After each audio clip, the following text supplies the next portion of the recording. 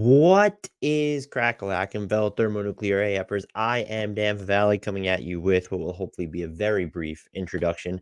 I'm sharing a huge snippet of the conversation I had with DNVR Nuggets' Serbian corners, Miroslav Shuk. Follow DNVR Nuggets at DNVR_Nuggets on Twitter. Follow Serbian Corner at Serbian Corner. Both of those are spelled exactly as it sounds. And then the homie Miroslav Shuk, who is he's an OG Hardwood Knocks listener. He's been one of our biggest supporters. Always love going on Serbian Corner with him. Follow him on Twitter at Miroslav Shuk. That's at M as in mom, IROSLAVCUK. We had a discussion about none other than the Denver Nuggets. I will include the link to the full episode in the podcast and YouTube descriptions. You're getting about 30 minutes of our conversation here. Him and I went through a mock playoff bracket at the time before it was settled. We talked a lot of Clippers and Mavs, but on this episode or this part that you're listening to specifically, we got into Nikola Jokic, MVP, the MVP discourse, and then also just my personal confidence level in the Nuggets to repeat as champions, questions, concerns, surprise players. Really fun discussion with him. So I'd encourage you to go follow him, go check out the entire episode. As far as Hardwood Knocks further programming, I want to drop this just because I think most of the stuff we said was still evergreen. It'll start off with their loss to the Spurs that they blew, and to see if that could impact the MVP results at all. So again, it's completely evergreen. You can slog through if you don't like hearing something that's dated. It's like 15 seconds of preamble right there. As far as original programming goes, Grant and I will be coming up with our playoff previews. The first part will drop on, I think, Friday, when we'll have 6 of the matchups set, and then we'll try and get the others out for Saturday. I believe we also have, I'm hoping to drop that early next week. We'll be doing one thing we got wrong about every NBA team this season to kind of just own it and look back and to still cover the teams that aren't being covered outside of the trade stuff that Grant and I are currently working on, some of which together, which will probably not appear on this podcast. It's just not the time of year for it. That about does it, though. So the conversation was great. And look, if you've gotten this far and you haven't subscribed to us and you're listening to this preamble, I mean, shout out to you for listening to some random a-hole on YouTube or on your podcast. Just go through this intro, but hit the sub button, tell people about us, help us continue to grow the community. Join our Discord, where we have fun competitions. There's a bunch of fun discussions in there. Help Grant and I not have to be as active this time of year when we are pretty fucking frazzled at the moment. But again, Discord link is in the podcast and YouTube description. Subscribe, like, comment on all the thing, comment on everything. Help the algorithm love us back. Shout out to every single one of you. We appreciate you as always. But let's get to some really good Denver Nuggets and MVP at large. We get into Luka, even Shai Gilgeous-Alexander, Giannis, a lot, Jalen Brunson, I think, as well. Really fun discussion. Again, it's running about 30 minutes, and you'll have another 2 episodes this week. So a nice little 4-episode Hardwood Knocks week. And yeah, let's get to it. It is time to bring in my guest for today. It is the end of the regular season, so it is a great time to get some outside takes about the Nuggets and the league at large before the play-in and playoffs. You know him from his great pieces for the Bleacher Report, and also for his relentless work on the Hardwood Knocks podcast, where he gives extremely measured and informed takes on all the teams in the association, except for your team, because he hates your team. Calling from New York, it's Dan Favali. Welcome back to the show, Dan. Thank you so much for having me, Miroslav, and as always for the spectacular introduction. Listen, I know I'm a jack of many trades, but I'm trying to hone that one perfectly, because if I get the introduction well, then people tend to come back. So everyone likes their ego strokes, especially me. So I appreciate the introductions. Yeah, you mentioned your MVP pick, Nikola Jokic, being one. It's an interesting question that was in my head last night after the Nuggets wet their bed against the Spurs, because all of a sudden they can drop all the way to the 3rd seed, while Luka Doncic and Dallas Mavs are a 5th seed. Now I do realize there's like a 7 or 8 game gap between those 2 seeds, but still it's not as big of a gap as it was before. Did you have any doubt that this kind of outcome could swing some voters when the push comes to shove? I mean, so the ESPN straw poll that Tim Bontemps does is just always so telltale, it feels like, for the MVP award. And he was so far out in front that I have a tough time believing that drop would really impact him. I guess with Luka and the Mavs coming on, if you look at the seeding and the Mavs are 4 and the Nuggets are 3 and OKC is 1, I would say I think you can make a case of those 3. And I was in this camp with Giannis for a little bit pre-injury. Hopefully he's going to be fine with that calf strain. But I think any of those 3 could realistically win. My whole thing is I don't like the arguments, and we've seen a lot of it in our YouTube comments. I see it in the BR section all the time that just says, well, what does Luka have to do? He doesn't have another all-star on the team, or it's the same thing with SGA. And it's like, well, Jokic doesn't have another all-star on the team. And then they'll come back and say, well, Jamal Murray's all-star caliber. And then it's, well, what is Kyrie Irving? What is Jalen Williams and Chet Holmgren? So I don't like that type of argument. And what I hate about the MVP discourse, and I'm sure I am guilty of this, is everything turns into a referendum on what the other guys don't do, rather than let's appreciate what they're all doing, but who stands out the most. And when it's this close, and I do think it's close because Shai Gilgeous-Alexander honestly might be the best two-way player in the NBA. Luka Doncic is probably rivaling Jokic right now for the most valuable offensive player in the NBA, even though I wouldn't say that. I look at Nikola Jokic, and the things that swing it for me is that, yes, we all know about the on-off splits. I think those matter more now because we've established that the Nuggets are not just a contender, but a champion. So he's not just what makes them from bad to really good. He's their lifeline to title contention. And neither Shai nor Luka can actually say the same thing just yet because those teams, I guess the Mavs recently made a Western Conference Finals. Like, we now have that evidence that this is what Jokic is doing because this is what the Nuggets are. On top of that, though, the actual things that swing it for me, Jokic is better on defense than Luka. And so if you think their offense is close, and it's close, I still think Jokic is more valuable. Jokic is the better. He does more work on defense. He does. And then with Shai specifically, Jokic is more important to, or has a larger impact to me on his offense, on what the Nuggets do. Like, Shai is the more aggressive scorer, but Jokic has a very versatile scoring package and is by far the better passer. But that's my preference. So if you want to make a case because Jokic has won it twice and like the Thunder ahead of schedule and look at the impact that Shai is having, or just look what Luka is doing where, okay, Kyrie's an all-star, but he's not really playing in a ton of games or enough to be an all-star. That is, I think, the hardest part. It feels like there are very thin margins here, but if you pick someone, it's always interpreted as, and I won't get this on this show because it's a Nugget show, but well, why would you disrespect Luka like that? And it's having Luka second or third on my MVP ballot is not a sign of disrespect. And if anything, we should just appreciate that it is this much of a debate when all of these guys are so darn good to where it's, and if Joel Embiid never got hurt, it would be even like an even wilder debate. So I try and appreciate it from that perspective, but I think invariably I even end up doing the thing where it's, well, these guys don't do this and Jokic does, and this is why I'm picking Jokic. Yeah, as you said it well, even if a guy gets like 85 first place votes, that doesn't mean that there's a huge gap between him and the other candidates. So I agree. We have really 3 really great candidates this season. I would say actually 4, because I think Giannis is having an underrated season because the season of the Bucks is pretty nightmarish, and he has his own piece of that, to be completely honest. But his numbers are actually pretty great, and they're historical. Impact, and it's just, I think the thing with him is that we are seeing the limitations to what can happen when he's neither your primary rim protector or wing defender, on how that can float an entire defense, because he's just best suited in a role where, and they have tried him in more different capacities this year, but because he's not a primary something, his impact can be, I don't want to say somewhat muted, but it's not going to lift up. And it had, by the way, it's lifted up the Bucks defense in certain lineups. So I'm not arguing that, but it's the way that Rudy Gobert can lift up the Timberwolves defense. And he has a ton of good defenders around him, but look, dating back to his time with Utah, or look at what Anthony Davis is doing with the Lakers, who are finally better defensively, statistically, with him on the floor. Hashtag that's what happens when maybe you play a little bit less of Cam Reddish and Taurean Prince. But we're seeing because, and it might be the way Giannis is used and less about what he can't do.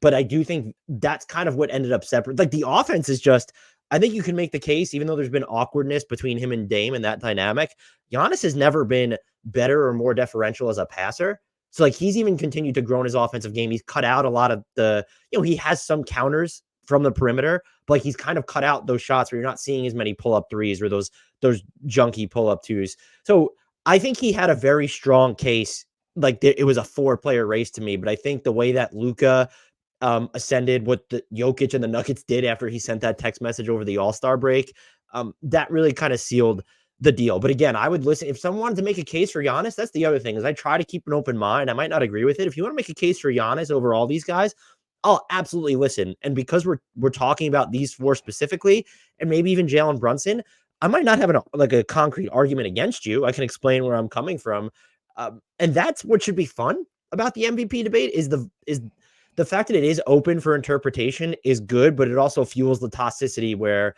is it best player on the best team? What does value actually mean to certain people? Is it, well, imagine pulling this guy off the roster. How bad would they be? And so it has to go to that guy. And that's why that's been another one of Luka's primary arguments. It's like, have you seen like the Nuggets' on-off splits with Jokic for like the past 80 years? So it's a mess, but it's also really fun when you're having it with people. When Grant and I get to do it, I enjoy that discussion. And then it's just, we don't look at the comments or like the reaction as much to it unless it's positive, because someone's always going to be upset. Yeah, funny counter to that interpretation of who should be the MVP is the way we select the MVP in the ABA league, the original league where Nikola Jokic used to play back in the day. We just take the numbers, production numbers of the players. We don't even take in the number of wins into the account, and we say this guy had the most. Like the highest PER of all the guys in the league. So this is why he is the MVP. You know what? We're never wrong, and nobody's talking about it. And the thing the NBA wants for everybody to talk about it, because it makes the machine's wheel spin. Okay, then. So before we get to the meat on the bone of today's show, I wanted to pick your brain about the Nuggets for a couple of minutes. First of all, for those who don't remember, you predicted a Nuggets championship last year, and you were 100% right about that. It's kind of it wasn't as satisfying as I thought it would be. I remember, because I took like a mini victory lap on Twitter just for calling, but like, people don't remember when you're not the first one, right? But let's say when you're earlier, you were one of the few people that picked the Nuggets, because I don't know who else nationally picked the Nuggets. They'll remember when you're wrong, though. Yeah, of so course. If the Nuggets don't win the title this year, I'm sure I'll get a bunch of pushback for that one. So this year you predicted their repeat, right? Yeah, they were my title pick at the beginning of the season. I think I had them over Milwaukee in the finals, and I do not trust Milwaukee to get to the finals. But if that ends up being the matchup, I'll feel exceedingly confident in my Nuggets pick overall. Yes. So this time around, I don't think you were the sole guy to predict the Nuggets championship. I mean, when they get one, suddenly people realize it is possible. And even those people who think that the Celtics are overwhelming favorites will tell you that it will be extremely difficult to win against the team with a lot of continuity, even though they've lost Bruce Brown. And for some reason, they also mention Jeff Green every time. How would you compare your confidence in the Nuggets at the beginning of the season to now? I probably feel even more confident, to be honest with you. And I know that maybe that feels weird coming off of that Spurs game, but that's one of 82. They didn't go through, and that was part of my concern last year. And I promised myself if they went through another slump this year so late in the season, I wouldn't be concerned. But they didn't really. Like, they've had their nights where it just feels like they're off, but they're top 3 in offense, top 5 in defense since the All-Star break. And so I'm more confident in that. And the weird thing is, while this could be painted as a weakness, I feel a lot more confident in their bench than I thought I would. I was low on the Reggie Jackson stuff at the beginning of the year. I'm slightly higher on that. Was I. Right. And even like where Christian Brown, where it feels like, yes, he's been better lately and for a while, but his offensive start was very uneven. Peyton Watson shooting like 17% from three since the All-Star break or whatever it is. So you have questions. And even just like the Peyton Watson, like from game to game, it feels like his impact can swing towards any end of the spectrum almost unpredictably. And so like you do have there's like a level of uncomfortability there, but I feel like they've really discovered themselves in those Aaron Gordon as the backup big units. And I even think that some of their lineups where it's, well, we're going to surround those units with as many starters as possible. And like, we're just going to lean on Jokic to prop up some of the bench heavier mobs, maybe even bench heavier than they have been in the past.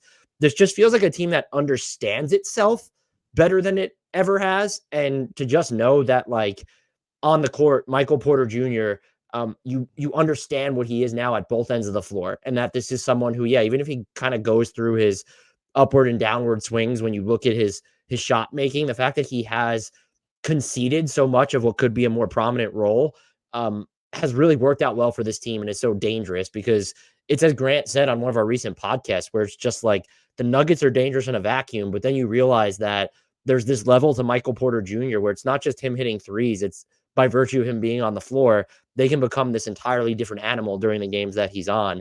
And so I think in net, in sum, I'm more confident, probably measurably so, in the Nuggets than I was at the beginning of the season. And I was pretty confident. And the final thing to do with that, too, is someone else kind of needs to prove it to me in the West. And I think Minnesota and OKC are certainly legit. I do worry about OKC's size. And there's some people, I don't care too much about it, but there is the experience factor. And also just Mark Daigneault has never had to shrink his rotation. Like, that's just been a dude that plays 16 out of 15 guys, 14 out of 13 guys every single night, basically. So I'm curious to see how they deal with that adjustment. And then with Minnesota, there's just still questions about their offense. It's great for them that they're going to have Karl-Anthony Towns back. What is he going to look like long-term coming back from that meniscus injury? And can their offense sustain a high enough, consistent enough peak in the playoffs? And then just like, I thought the Clippers might have been not sneaky, but they were on a tear for basically half the year. But their transition defense has been poor all season, and it seems to have infected the rest of their defense at this point too. And then, of course, I'm sure they're doing. I'm pretty sure, based off what I know, they're doing this as a precaution. But sitting Kawhi because of the knee stuff, that's something that we're gonna have to monitor.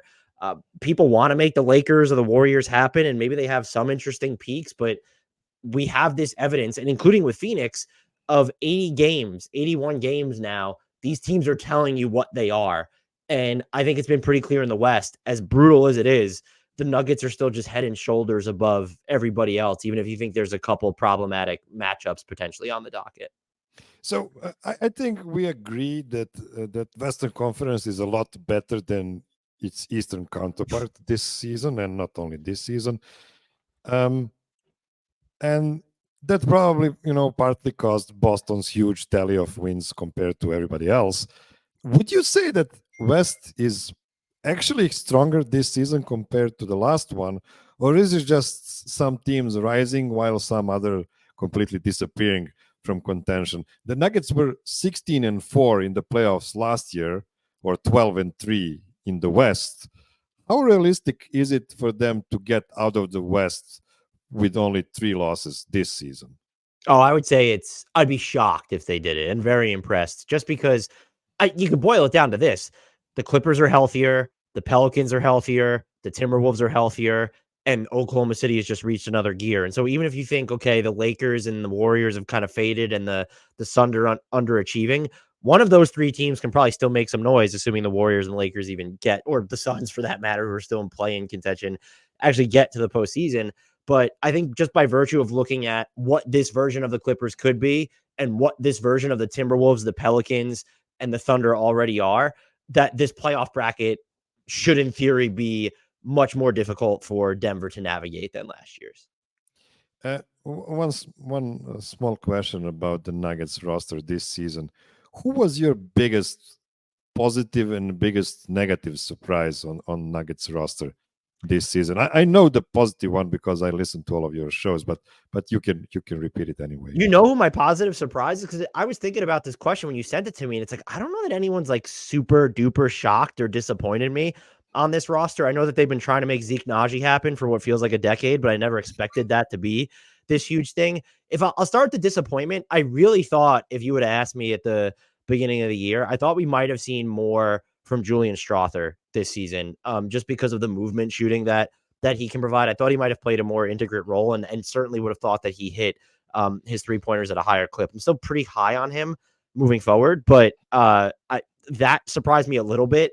And then with the Nuggets, in terms of who's been like the most pleasantly surprising player, I think it's, I mean, I guess most people would say Peyton Watson, but I still kind of think it's Michael Porter Jr. Just the there's still more of the level of consistency, even if it can be somewhat erratic sometimes, to his defense, to his rebounding. And I think that he is more comfortable in the skin that the Nuggets have him wearing on offense, where there's not as much freelancing or attempting to deviate from the script. And him and Michael Malone definitely seem like they're on the same page after we feel like a couple of years of just awkwardness. And I don't know how much injuries to both him and the rest of the roster had to do with that. So I think those would be my picks. But this is, again, a team, and that's not even like patting myself on the back. It's really just like we kind of understood what they were, what they could be. And there were times during the stretch of the season where I thought Christian Brown was going to be maybe my biggest disappointment on the roster, but they've kind of just progressed to this dominant normal. And so I had a tough time, not just identifying a disappointment, but even a surprise because of how good we already knew that they were. Yeah, I agree with your pick of Julian Strother. I will try to defend his case because, he missed a big chunk of the season with the injury. And also, I think Michael Malone would get an ulcer if he was the third rookie playing this season, next to. I mean, I know Christian Brown is a second-year player and Peyton Watson is formally a second-year player as well, but he is really a rookie this season. So if he had to deal with chaos of 3 super young guys on the team, I don't think we would have Michael Malone alive for the for the playoffs. So it's probably for the best, and I think Julian still has a really good chance of getting into a better role next season. Of course, I agree also on Michael Porter. I know he's your most improved player on the Nuggets in your big podcast about most improved players from each team. So yeah, I'm really happy about Michael. For the end of this segment, we have one listener submitted question. And if you want your question answered on the show, you have to become a Patreon supporter on patreon.com/MiroslavCuk. This question is from Peter Martin Plummer. He asked, Dan, how the heck are you doing? Oh, no, sorry. That's for a different show. Peter's question is, what is your one biggest concern about the Nuggets in the upcoming playoffs? So I think it might be the rebounding in the non-Jokic minutes, because we've seen, you could say the non-Jokic minutes in general, but that just feels like low-hanging fruit. And those minutes the non-Jokic minutes will presumably shrink to like 8 a game, 10 a game at most in the playoffs. But it's just, they're so small in that, like when you have Aaron Gordon as your 5, and the defensive rebounding rate during those minutes is really low. And just overall without Jokic, I think their defensive rebounding rate drops by almost 8 points. And so if you're going to go up against teams like Minnesota or even New Orleans, if that's a matchup they see, against just, in those 6, 8, 10 minutes that Jokic isn't on the court, I would be curious to see, okay, like what kind of happens there when you already know that probably your offense isn't already going to be as good. And so one of the things you can control, aside from playing good defense, is ensuring that you're ending the possessions of your opponents when you're on the defensive end. And so that would just be something to monitor, I think, again, especially depending on how the matchups pan out. And I will say, this is obviously a later round thing. I know a lot of people don't think that OKC has the size or strength to hang with the Nuggets. They've done a much better job of rebounding out of the All-Star break. And I think a lot of it has to do with, I think it was, I think it was Grace of What's in the NBA Game podcast, which they just launched. I listened to their first episode. It was really good. So people should check it out. But she had mentioned that she thinks it has a lot to do with, okay, like they're playing Kenrich or they're playing big Jalen Williams with the Chet Holmgren. I also think the wings and the guards have done a better job boxing out. And so if that's happening during minutes when Jokic is off the floor, that's maybe another team that could give them problems. But we're splitting hairs here when it's what's the biggest concern. I mean, like you could point to, everything's a cliche. It's, well, do you trust Reggie Jackson to kind of be the backup point guard? And the The answer is yes, because he's going to play a lot of his minutes with Jokic at this point anyway. I think the other thing you could point to is, will there be any sort of wild, incoherent swings from the youngsters that you are depending on, looking at Christian Brown's offense, Peyton Watson's shooting, or just his continuity on the defensive end? So you can point to that, but I think just the rebounding during the non-Jokic minutes would be something that I'd be, because like you could play Zeke. He's not going to help your rebounding either. So, and I mean, DeAndre Jordan, how many playoff minutes do you want to see from DeAndre Jordan? Yeah, but not many, and I always kid around with Jeff Green's minutes from last season's playoffs, but the reality is he is a big body, and you need a beefy guy here and there in your rotation. And truth is, if they can pull off playing all of Aaron Gordon, Michael Porter, and Peyton Watson as your front court when Nikola Jokic is not on the court, then that might work rebounding wise. But if you try to play Peyton Watson exclusively at the 4, that might be too thin in certain matchups. So I agree with you that rebounding might be an issue in non-Jokic minutes for sure. Okay, let's take. I hope Peter is happy with your answer.